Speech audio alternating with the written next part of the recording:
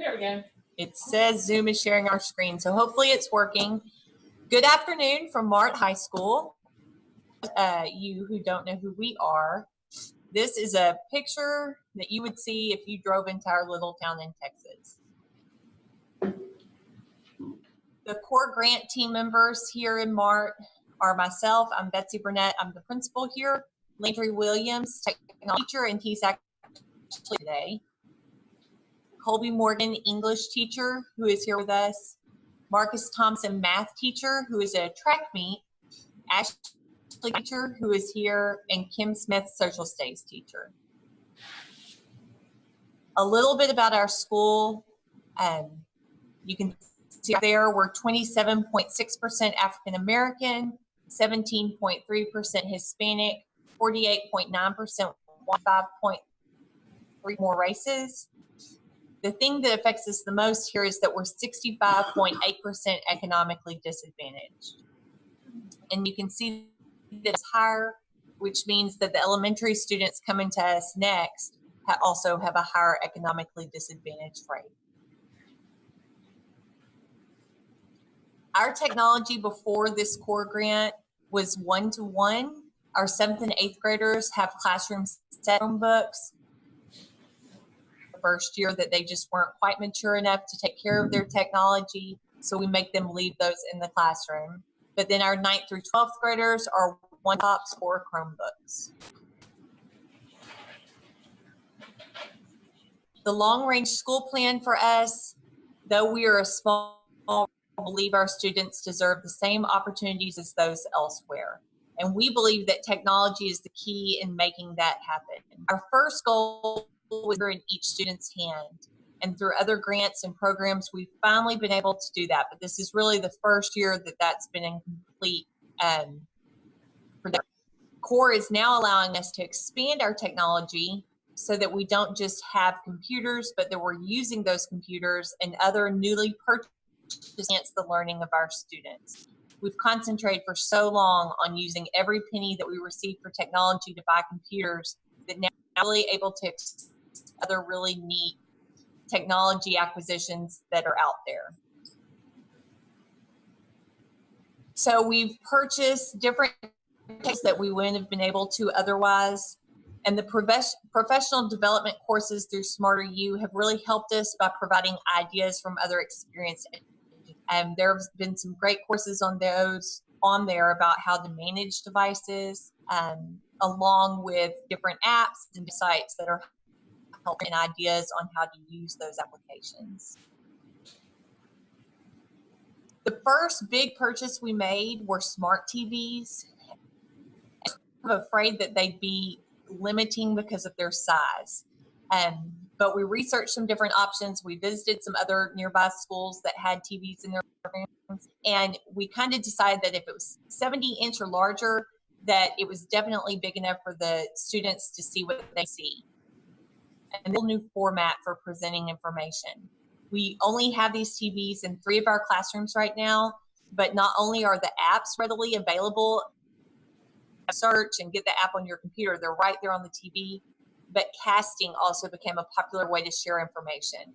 So the teacher can cast the computer onto the TV, but then also the students can cast things from their laptops to the TV for peer review. So say English class, all written an essay on their school provided laptops, and instead of the teacher reading the essay or for them, they can actually cast their screen up to the front and the students can edit those together through the TV. For that, we started accessorizing the TVs to make them work better. So we had to find out what additional accessories we needed, and HDMI cords, we figured out that was much faster than the Wi-Fi.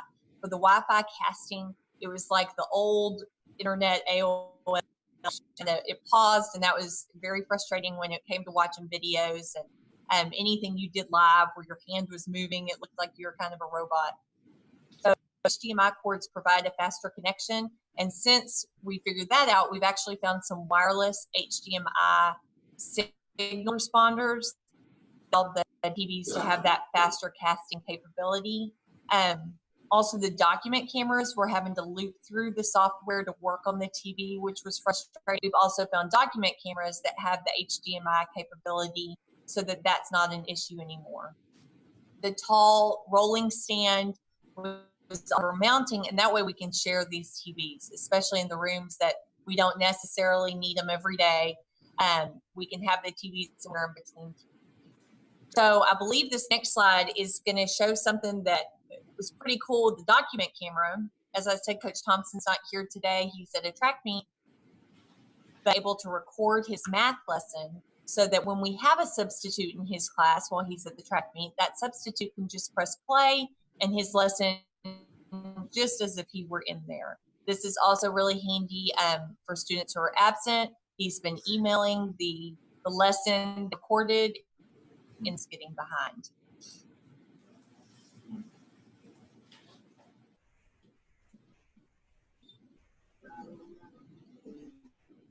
All right, so remember what we talked about MatMan, okay?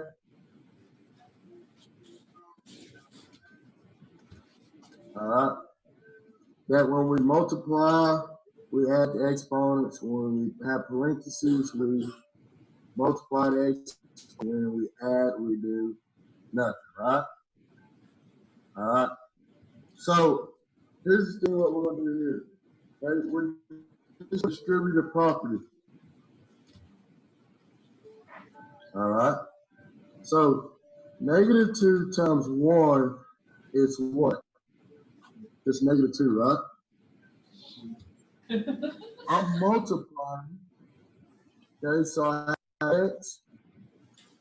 Okay, I'm going to pause that. We're having some sound issues here, but also you don't need the whole math lesson. But the point is that that's been a really cool feature of And squared. So that's Stop gonna make talking, what? Coach Thompson. Okay. One thing that we're looking into, we have been looking into is touchscreen TVs. Their possibilities seem to be even more advanced than the smart TV, and looked at it's Clever Touch. So these TVs don't only allow casting, but they also allow casting for multiple students at the same time, and they work directly with Google Classroom. And so we've actually also received a Gear Up grant for some younger grades at our current elementary school. And so they're going to look into touch TVs, and that might be something we invest in as well. Another exciting thing we've been able to do through this grant is we purchased, that's the newest thing in video production. And so we have one that our students can use, they can learn to use, they can learn the programming,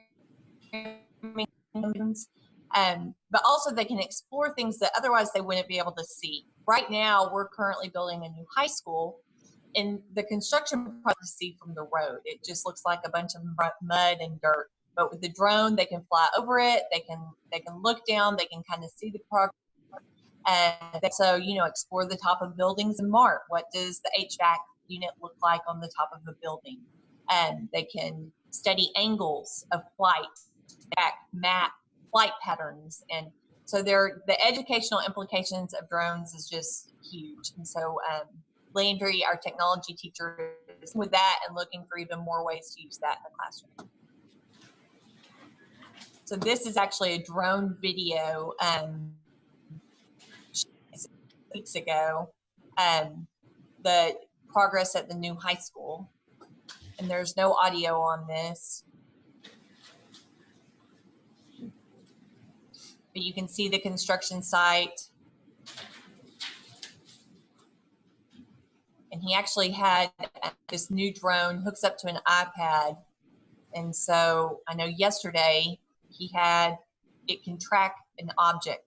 It programmed it to track a certain student, and then the student ran around the block and the drone followed the student the entire time.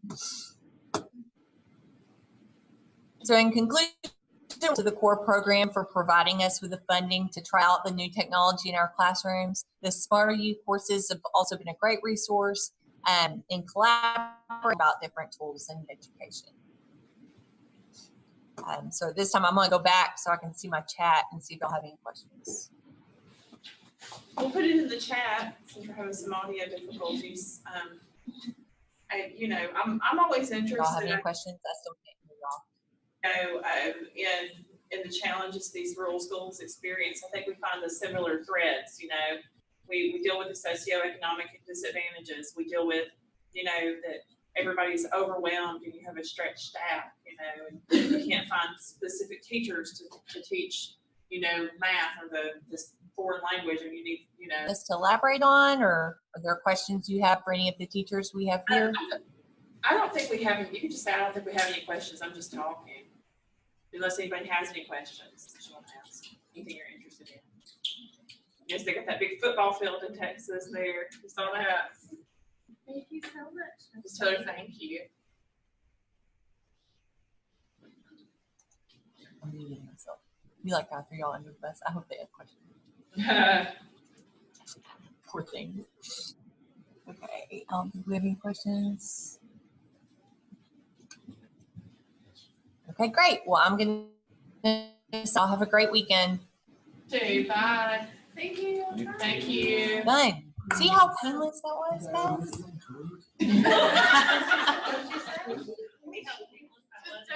You can only have it for another month.